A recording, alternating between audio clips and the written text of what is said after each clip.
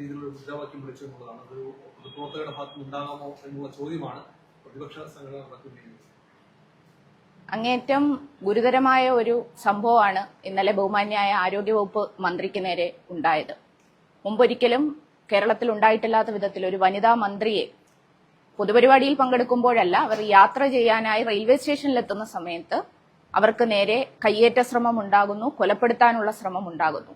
വലിയ പ്രതിഷേധമാണ് സംസ്ഥാനത്താകെ ഉയർന്നു വന്നത്.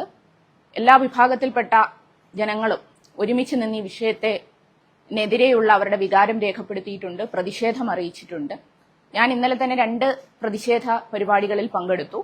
ഒന്ന് കൊല്ലം നഗരത്തിൽ പാർട്ടിയുടെ സംസ്ഥാന സെക്രട്ടറി എം വി ഗോവിന്ദൻ മാഷും പുത്തലത്ത് സഖാവും ഒക്കെ പങ്കെടുക്കുന്ന പ്രതിഷേധ പരിപാടിയിൽ പങ്കെടുത്തു. തുടർന്ന് രാത്രി ഡിവൈഎഫ്ഐ കൊല്ലം ഈസ്റ്റ് ബ്ലോക്ക് കമ്മിറ്റി സംഘടിപ്പിച്ച പ്രതിഷേധ പ്രകടനത്തിലും പങ്കെടുത്തു.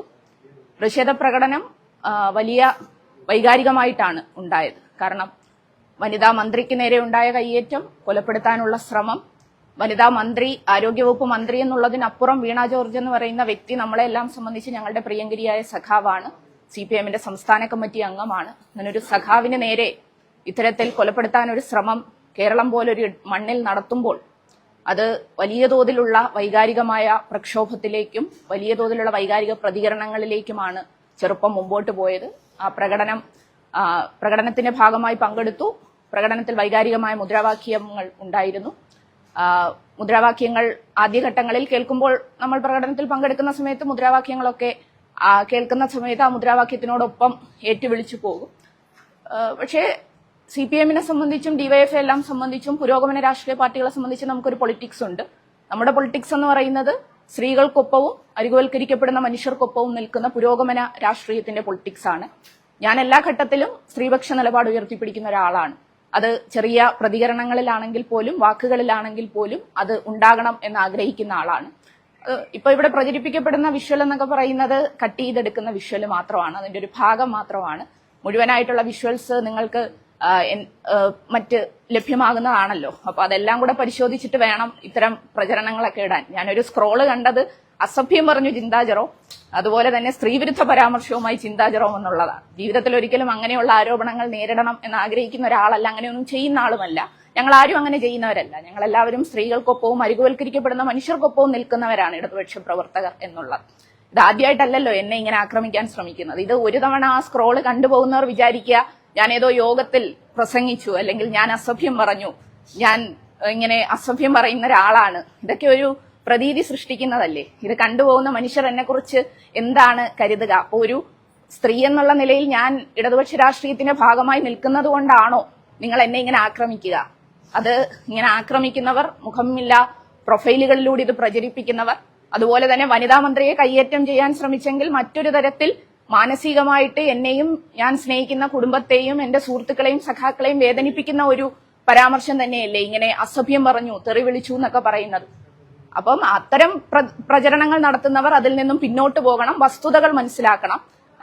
ഇത്തരം മുദ്രാവാക്യം വിളികൾ ഉണ്ടാകുന്ന ഘട്ടത്തിൽ തന്നെ വൈകാരികമായ ഏതെങ്കിലും മുദ്രാവാക്യം വിളി ഏതെങ്കിലും ഒരു പ്രവർത്തകന്റെ ഭാഗത്തുനിന്ന് ഉണ്ടായാൽ അതൊക്കെ വിലക്കാനുള്ള പൊളിറ്റിക്സ് ഞങ്ങൾക്കറിയാം. അത് വിലക്കിയിട്ടുമുണ്ട്, ഏറ്റുവിളിച്ചിട്ടില്ല പിന്നീടുള്ള ഘട്ടത്തിൽ അങ്ങനെ ഏതെങ്കിലും ഒരു തെറ്റായ വാക്കുണ്ടാകുന്നെങ്കിൽ. പക്ഷേ ഇവിടെ ഉണ്ടായ സംഭവത്തിന്റെ ഗൗരവം നമ്മൾ കുറച്ചു കാണരുത്. കേരളത്തിൽ മുമ്പ് ഒരിക്കലും ഇല്ലാത്ത സംഭവമാണ് ഉണ്ടായിരിക്കുന്നത്. കേരളത്തിന്റെ ആരോഗ്യവകുപ്പ് മന്ത്രിക്ക് നേരെ എത്രയോ നാളുകളായി ഇത്തരം പ്രചരണം നടത്തുകയാണ്. ജനപക്ഷ ഗവൺമെന്റിനെ ഇല്ലാതാക്കാൻ വേണ്ടിയുള്ള, ഇടതുപക്ഷ ബദലിനെ തകർക്കാൻ വേണ്ടിയുള്ള ബോധപൂർവമായ നീക്കമാണ് നടത്തുന്നത്. പ്രതിപക്ഷ നേതാവ് തീർച്ചയായിട്ടും ഈ പ്രചരണം, പ്രതിപക്ഷ നേതാവ് നിരന്തരമായി ജാഥ നടത്തി നുണ പറഞ്ഞുകൊണ്ടിരിക്കുകയാണ്. ആ നുണകൾ ഓരോ ഘട്ടത്തിലും പൊളിഞ്ഞ് ചീട്ടുകൊട്ടാരം പോലെ തകർന്നു വീഴുന്നു. ജനങ്ങൾ ഇടതുപക്ഷ ജനാധിപത്യ മുന്നണി ഗവൺമെന്റിനോടൊപ്പം ചേർന്ന് നിൽക്കുന്നു. നിങ്ങളിപ്പോ വരുമ്പോ ഇവിടെ കാണുന്നുണ്ട്, ഞാനിപ്പം ഡിവൈഎഫ്ഐയുടെ ജില്ലാ കമ്മിറ്റി ഓഫീസിലാണ്. നമ്മുടെ ചെറുപ്പക്കാരികളായിട്ടുള്ള PSC ഉദ്യോഗാർത്ഥികൾ ലഡുവായിട്ട് വന്ന് നിൽക്കുകയാണ്. അവര് വന്ന് നിൽക്കുന്നത് പ്രായപരിധി 40 വയസ്സാക്കി മാറ്റിയതിലുള്ള സന്തോഷത്തിന്റെ ഭാഗമായി വരികയാണ്. അപ്പൊ ഇങ്ങനെ കുട്ടികൾ, സ്ത്രീകൾ, നമ്മുടെ നാട്ടിലെ ചെറുപ്പം എല്ലാവരും ഈ ഗവൺമെന്റിനൊപ്പം നിൽക്കുന്നു. അപ്പോൾ ഈ ഗവൺമെന്റിനെ തകർക്കണം, അതിന് എല്ലാ തരത്തിലുമുള്ള നുണപ്രചരണം നടത്തുന്നു. മുഖ്യമന്ത്രി മുതൽ വളരെ സാധാരണക്കാരായ പ്രവർത്തകരെ വരെ ആക്രമിക്കുന്നു. ബംഗാളിലും മറ്റിടങ്ങളിലും ഒക്കെ നമ്മൾ കണ്ടതുപോലെ കയറി വന്നങ്ങ് കയ്യേറ്റം ചെയ്യുകയാണ്, മർദ്ദിക്കുകയാണ്. ഇതെങ്ങനെ അംഗീകരിക്കാൻ കഴിയും? അതിന്റെ ഭാഗമായിട്ടുള്ള പ്രതിഷേധങ്ങൾ ഉണ്ടാകും. ആ പ്രതിഷേധങ്ങളിൽ സ്വാഭാവികമായ ഏതെങ്കിലും തരത്തിലുള്ള വൈകാരിക പ്രകടനങ്ങൾ ഉണ്ടായിട്ടുണ്ടാകാം. പക്ഷെ അതൊക്കെ തിരുത്താനും സ്ത്രീപക്ഷ പുരോഗമന രാഷ്ട്രീയം ഉയർത്തിപ്പിടിച്ചുകൊണ്ടാണ് SFI കാലം മുതൽ നിന്നിട്ടുള്ളത്. എല്ലാ കാലത്തും മരണം വരെ അത് തുടർന്നുകൊണ്ടും പല ഘട്ടത്തിലും ഇപ്പൊ നിങ്ങൾക്കെല്ലാം അറിയാലോ.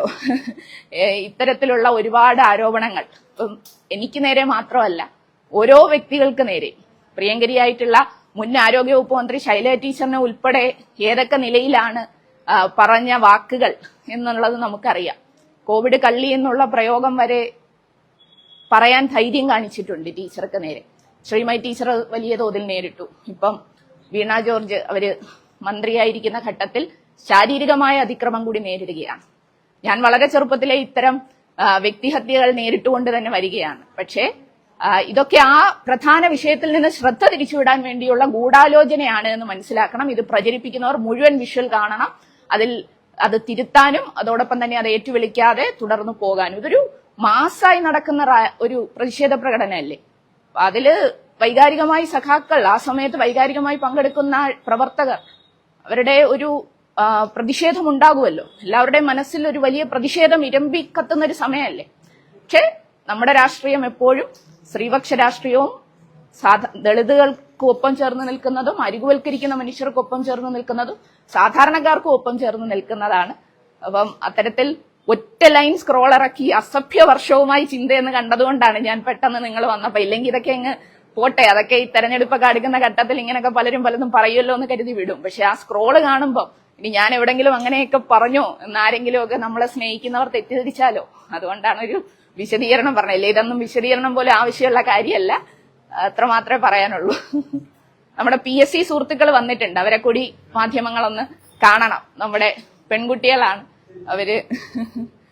അവരാ സന്തോഷം പങ്കിടാൻ വന്നതാണ്. 40 വയസ്സ് പ്രായപരിധി വർദ്ധിപ്പിച്ചതിലുള്ള. ഹലോ, ലഡു ഒക്കെ ആയിട്ടാണ് കേട്ടോ വന്നിരിക്കുന്നത്. മാധ്യമപ്രവർത്തകർക്ക് എല്ലാവർക്കും ലഡു നൽകണം കേട്ടോ. ലഡു